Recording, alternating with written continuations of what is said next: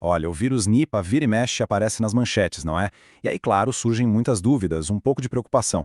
Mas para a gente entender o que está acontecendo de verdade, sem nenhum alarmismo, a gente precisa começar pelo começo. E o começo dessa história é um animal. E que animal, hein? O personagem principal dessa história é uma criatura, olha, realmente impressionante. A raposa voadora. É um nome bem curioso, né? Mas ele é nada mais nada menos que um dos maiores morcegos do mundo. Então vamos lá. Antes da gente sequer tocar no assunto do vírus, é super importante entender esse bicho. Quem ele é, o que ele faz, a história dele é fascinante e olha, é a chave para a gente entender todo o resto. Pensa num morcego grande. Esse aqui, do gênero Pteropus, é um colosso. Para se ter uma ideia, algumas espécies chegam a ter uma envergadura de uma ponta da asa até a outra de 1,5 m. É gigante, um dos maiores do planeta, sem dúvida. E aí que está o ponto mais legal. Longe de ser um vilão, esse animal é uma peça fundamental no ecossistema dele. A dieta é à base de frutas, néctar, flores, e comendo isso, ele acaba agindo como um jardineiro da floresta, sabe? Ele espalha as sementes e ajuda a natureza a se regenerar. É um papel vital. Agora, olha que ironia. Apesar de toda essa importância para a natureza, a espécie é considerada quase ameaçada de extinção pela União Internacional para a Conservação da Natureza. Ou seja, a gente precisa se preocupar com a preservação desse animal. Ok, então vamos recapitular. A gente tem um gigante, que é inofensivo e super importante para o meio ambiente. A pergunta que fica é, como então ele se conecta com o vírus Nipah? É aqui que entra um conceito importante. A raposa voadora é o que a ciência chama de reservatório natural do vírus Nipah. O que isso quer dizer? Basicamente que o vírus vive nesse morcego, mas na maioria das vezes não faz mal nenhum para ele. Eles convivem em equilíbrio.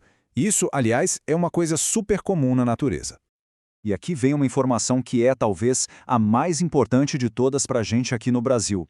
Essa espécie de morcego, a raposa voadora, vive lá no Sudeste Asiático, em algumas partes da África e na Oceania. Resumindo, ela não existe por aqui, não circula no Brasil. Isso é fundamental para a gente entender o nosso contexto de risco. Beleza, se o morcego está lá longe, qual é o risco para os humanos? Como é que o vírus sai do hospedeiro natural e chega nas pessoas? Então, a primeira coisa a saber é que a transmissão não é assim, solta pelo ar. Ela acontece de um jeito bem específico. Por exemplo, pelo consumo de frutas que foram contaminadas com a saliva ou a urina do morcego. Ou então através do contato com um animal que serviu de ponte, um hospedeiro intermediário, como os porcos em alguns surtos. A transmissão de uma pessoa para outra até pode acontecer, mas exige um contato bem próximo, bem prolongado. E só para a gente ter uma noção real das coisas, vamos pegar esse surto recente na Índia que causou um certo barulho. Ele foi, na verdade, muito pequeno. Foram só 2 casos confirmados. E olha o dado importante. Todas as 198 pessoas que tiveram contato com quem ficou doente testaram negativo. Isso diz muito sobre a dificuldade de transmissão. Bom, e tudo isso nos leva ao ponto central dessa nossa conversa. Por que, afinal, os especialistas dizem que o risco do Nipah causar uma pandemia global é baixo?